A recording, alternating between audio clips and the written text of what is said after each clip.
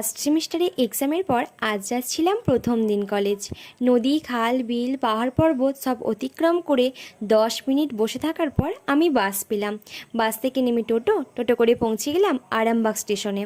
বান্ধবী ললিতা আমার জন্য প্রায় 1 ঘন্টা আগে থেকে অপেক্ষা করছে, কারণ আমাদের যাওয়ার কথা ছিল আগের ট্রেনটায়, কিন্তু আমি টাইম মতো পৌঁছতে পারিনি, তো সেও যায়নি।